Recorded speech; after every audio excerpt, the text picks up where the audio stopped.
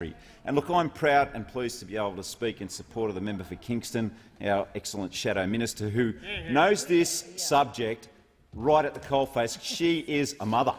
She is a mother. And she has built on a tradition of great Labor policy. In fact, she's one of the few women in this parliament who all reside on this side of the House and are not reflected on the other side of the House. So that's why the Labor Party understands these issues, because of the proportion of women we have in our caucus room. If you had more women over there, maybe you'd understand these things.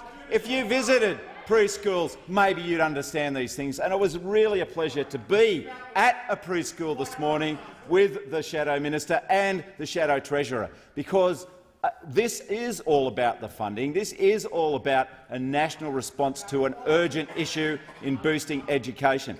Now, that proud tradition that I mentioned goes back to, as the Shadow Minister mentioned, the Universal Access to Early Education program kicked off in 2009.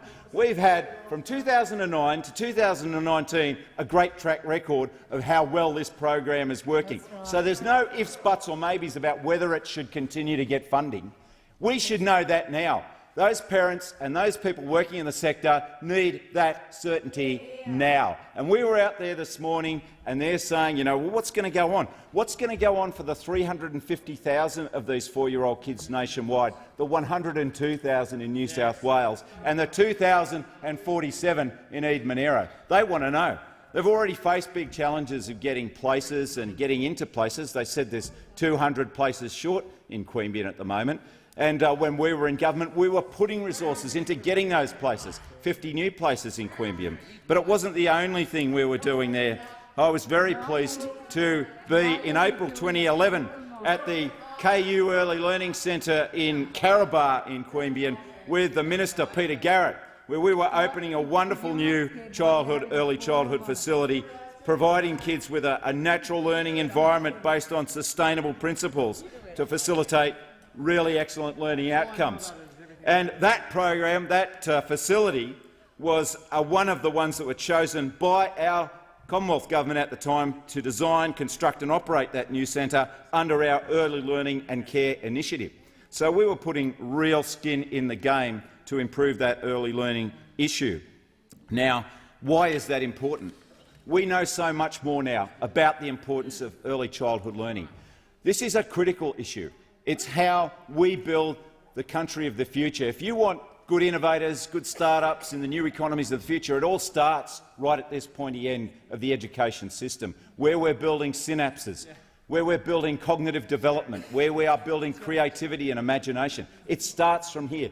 Studies and expertise has shown that learning outcomes are improved by investing, and by the Shadow Minister's great policy initiative today, which will extend this program to 3-year-olds, we will make sure they get the best start in life. And Tanya Latta and the crew at Campbell Street understand that.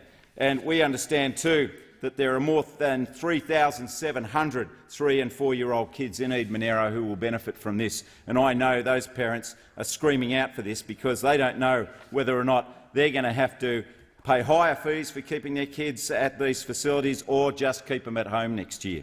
So this is really important for Eden-Monaro, important for the country. And I will say this as well, Mr Speaker, that what we're seeing is part of a Labor strategy across the education sphere. We have seen cuts to education by this government. They've done this strategy of the old take 4 wheels off the car and then put one back on and pretend you've raised education funding. We know that the funding that is being applied now is less than the funding that would have flowed under Labor's education program with the full Gonski scheme.